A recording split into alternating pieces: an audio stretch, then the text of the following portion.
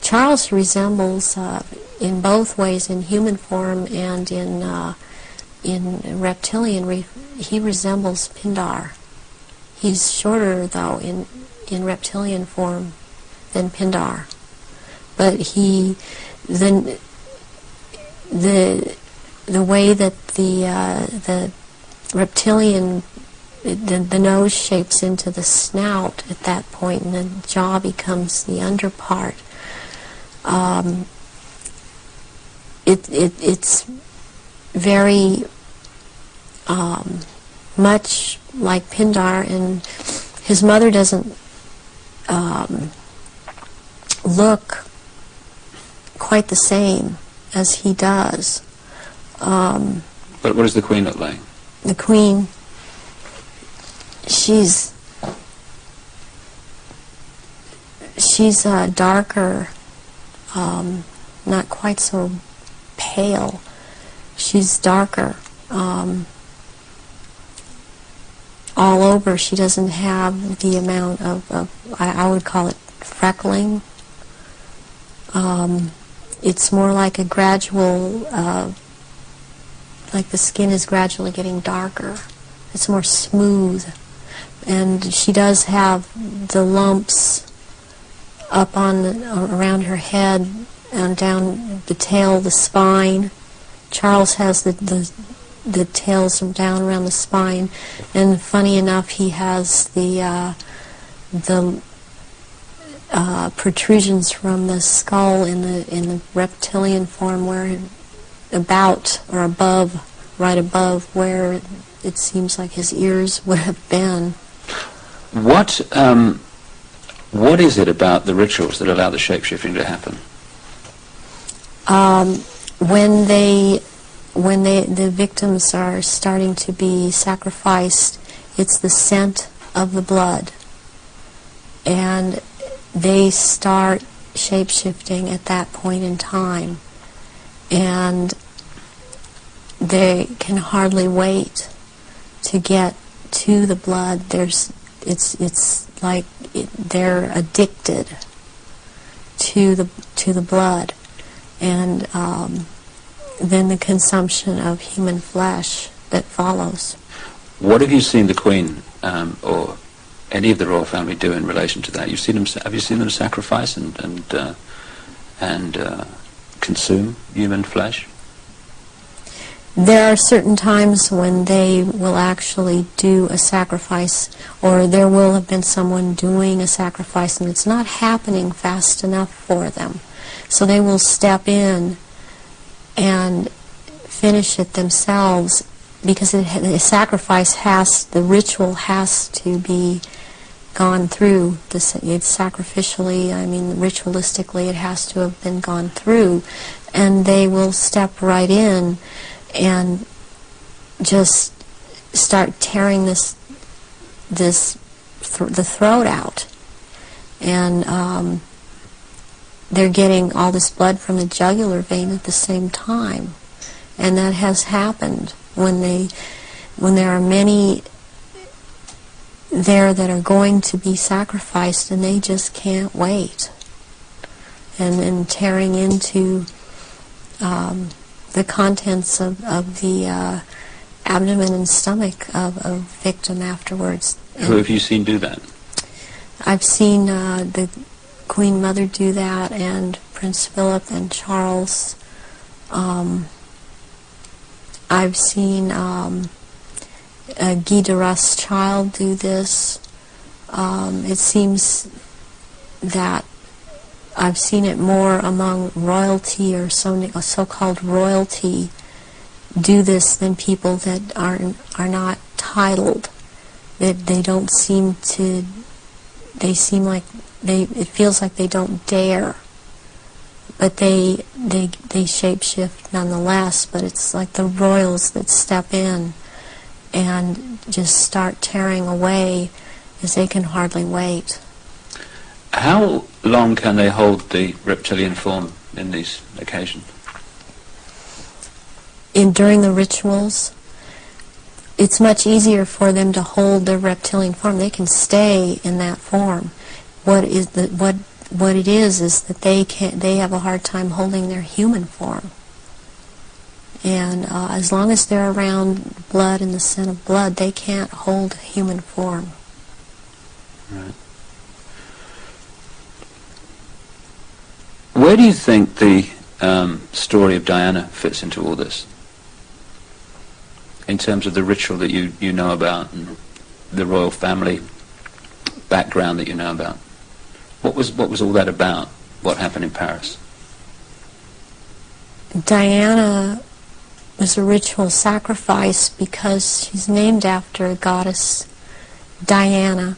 She was chosen from before birth for the purpose of which she served.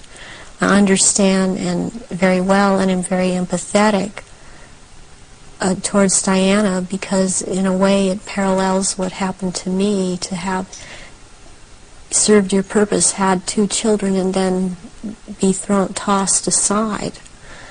And to her horror, though, she obviously never attending a ritual, she knew something was happening. And she knew what was going on and could not be trusted to be at a ritual anyways. I don't think that Diana would have attended a ritual. I don't think that they could get her to cooperate, have attended a ritual. I don't think that they could get her to cooperate in this because she actually saw for herself that this was going on after she married Charles. Was there any way, when Diana was married to Charles, without attending a blood ritual, that she could have seen him or one of the others become a reptile? They have a tendency when they're asleep to shapeshift, and they have to consciously hold their form, and when they're asleep they have a tendency to not hold human form and to shapeshift into reptilians. And there could be other things that happen. I'm thinking about the times that Diana would have gone through a menstrual period. Well, that would have also really triggered some of these people in the royal family that are reptilian around her to want to shapeshift, or any woman, any human woman in that household that would be having a period, that scent of blood would tend to cause a momentary shapeshift.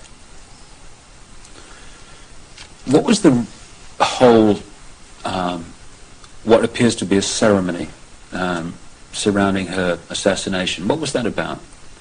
The rumours that she was pregnant, the Egyptian deified, and the place where it all happened, which is an ancient sacrificial site to the goddess Diana.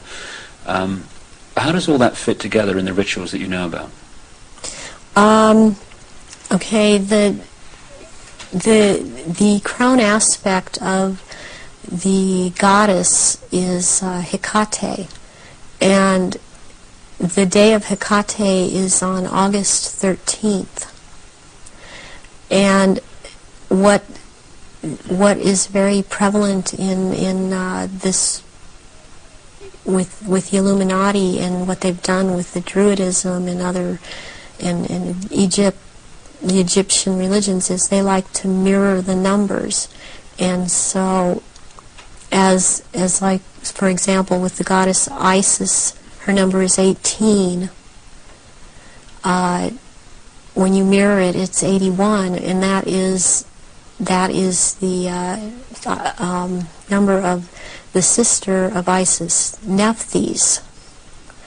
And Nephthys was considered the evil sister to Isis.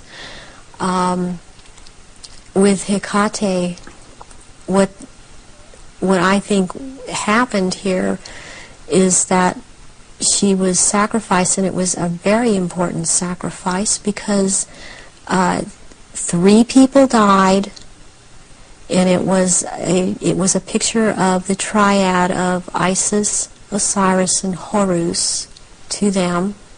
Horus being the unborn child of Dodi Fayed that Diana carried and was 3 months old, which is another very important fact, a number that's important to them, to be 3 months old. Sacrificial babies are taken in utero at 3, 5, and 7 months. And when I heard about this was a deal that I understood now had gone down. And she had to die in that tunnel because that tunnel's a passageway for Diana, the goddess. And she died at the 13th pillar again because of Hecate. And she died on the 31st because it's the mirror image of 13. And my understanding of what I get inside of me, and because I was told by Baron Guy de Rothschild last beginning of February when he was in this country, and he was there to try and reprogram me again and impregnate me, was that he was in the tunnel that night. He had to be there because not only was it a ritual death of Diana, this was also about taking her soul, and he was taking the soul of Diana, which no one else there could do. Whoever was present there could not do it. He could do it, and he was in France. This is the hypnotic stare you talk about. Yes, and drawing in the breath. And he had to be there to do this ritual killing, this ritual murder. This would mean that the ambulance team and a doctor that arrived within a minute of the crash coming the other way must have been in on this whole deal, or at least the people in charge of the ambulance team. From your experience of the kind of people involved in this Illuminati satanic network, do you think that's possible, that they could set that up? Yes, I do. I've seen a lot of things set up that if you did not know, if you weren't in on the so-called inner circle, or know what the Illuminati can do, because they depend on people not believing they're really there, you would not, you would have a hard time believing it. That this has been such a secretive group and worked in such insidious ways to infiltrate and control. And there are so many unanswered questions they don't seem to be able to answer about Diana that keep coming up in spite of all the reports that come out, because there are people that don't believe what they're hearing. What would have been the purpose of creating such a clear and definite ritual in the assassination of Diana? What would be the purpose of that when they could have killed her in another way? Because it had to be done as a ritual, because they were going to take her soul. And it had to happen in the tunnel, it had to happen that way, it had to happen in that year. And this is all, there's all a time